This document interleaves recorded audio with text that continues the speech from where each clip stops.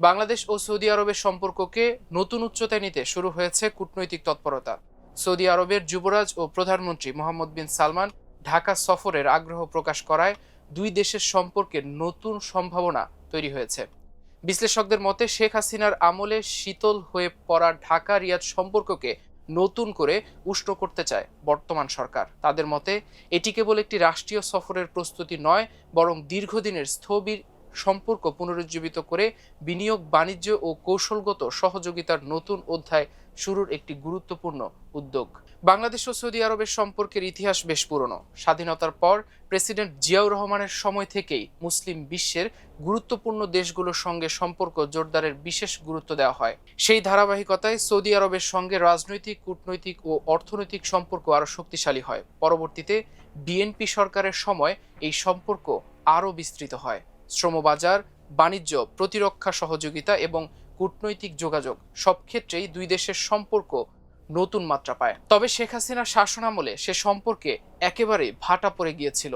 Saudi আরব বাংলাদেশে বড় বিনিয়োগের আগ্রহ দেখালেও বিভিন্ন প্রকল্প আমলাতান্ত্রিক জটিলতা, সিদ্ধান্তহীনতা এবং নীতিগত সমন্বয়ের অভাবে বাস্তবের মুখ দেখেনি। ফলে কয়েক বিলিয়ন ডলারের সম্ভাব্য বিনিয়োগ হাতছাড়া হয়েছে। বিশেষজ্ঞরা জানান, রাজনৈতিক দূরত্বের পাশাপাশি প্রশাসনিক ধীরগতি এই সম্পর্ককে পিছিয়ে দেয়। এমন পরিস্থিতিতে নতুন করে আশার আলো দেখাচ্ছে সৌদি যুবরাজ ও প্রধানমন্ত্রী মোহাম্মদ বিন সালমানের সম্ভাব্য বাংলাদেশ সফর। কূটনৈতিক মহল মনে করছে এই সফর দুই দেশের সম্পর্কে একটি নতুন অধ্যায়ের সূচনা করতে পারে।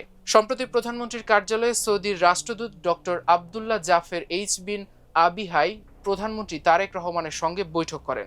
সেখানে তিনি সৌদি যুবরাজের একটি চিঠি হস্তান্তর করেন। ওই চিঠিতে বাংলাদেশ সফরের আমন্ত্রণ গ্রহণের বিষয়টি নিশ্চিত করা হয় এবং জানান, পররাষ্ট্রমন্ত্রী প্রিন্স ফয়সাল বিন ফারহান আল সৌদও শিগগিরই ঢাকা সফর করতে চান। সৌদি আরব বহু দিন ধরেই বাংলাদেশের অন্যতম বড় শ্রমবাজার। 4.5 দশকেরও বেশি সময় ধরে লাখ লাখ বাংলাদেশি সেখানে কাজ করছেন। তাদের পাঠানো রেমিটেন্স বাংলাদেশের অর্থনীতির অন্যতম প্রধান চালিকা শক্তি।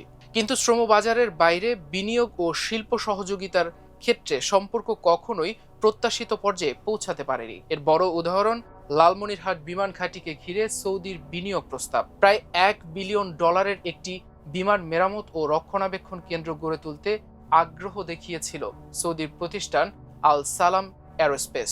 পরিকল্পনা ছিল এটিকে দক্ষিণ এশিয়ার অন্যতম বড় এভিয়েশন হাবে পরিণত করা। সেখানে বিমানের খুচরা যন্ত্রাংশ তৈরির কারখানাও স্থাপনের কথা ছিল। এতে হাজার হাজার মানুষের কর্মসংস্থান এবং প্রযুক্তি হস্তান্তরের সুযোগ তৈরি হতে পারত। কিন্তু দীর্ঘসূত্রতা ও প্রশাসনিক জটিলতার কারণে এই প্রকল্প বাস্তবায়ন হয়নি। পরে বিনিয়োগটি অন্য দেশে চলে যায়। বিশ্লেষকদের মতে এবার সেই ভুলের পুনরাবৃত্তি করলে বাংলাদেশের জন্য তা বড় ধরনের ক্ষতির কারণ হবে।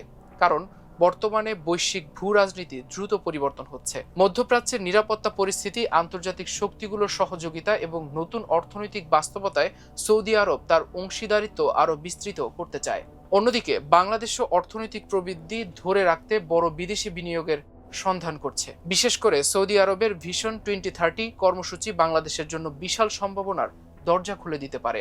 অবকাঠামো, জ্বালানি, প্রযুক্তি, ঔষধ শিল্প, খাদ্য নিরাপত্তা, তথ্য প্রযুক্তি এবং উৎপাদন খাতে শত শত বিলিয়ন ডলারের বিনিয়োগ পরিকল্পনা রয়েছে রিয়াদের। এসব খাতে বাংলাদেশ অংশীদার হতে পারলে দেশের শিল্পায়ন ও কর্মসংস্থানের বড় পরিবর্তন আসতে পারে। সৌদি আরবে নিযুক্ত বাংলাদেশের সাবেক রাষ্ট্রদূত গোলাম মসিহ মনে করেন, এই সফরকে কেবল একটি আনুষ্ঠানিকতা হিসেবে দেখলেই চলবে না। তার মতে সৌদি প্রশাসন অত্যন্ত ফলাফল নির্ভর।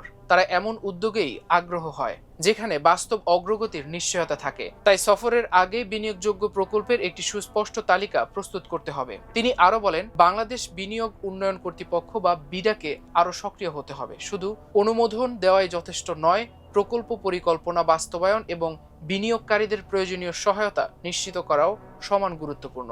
বিশেষজ্ঞদের মতে প্রধানমন্ত্রীর কার্যালয়, সংশ্লিষ্ট মন্ত্রণালয় এবং বিডার মধ্যে সমন্বিত প্রস্তুতি থাকলে এই সফর থেকে বাস্তব ফল পাওয়া সম্ভব। কারণ কেবল সৌজন্য সাক্ষাৎ নয়, প্রয়োজন বিনিয়োগ চুক্তি, অর্থায়নের প্রতিশ্রুতি এবং বাস্তবায়নের সুস্পষ্ট রোডম্যাপ।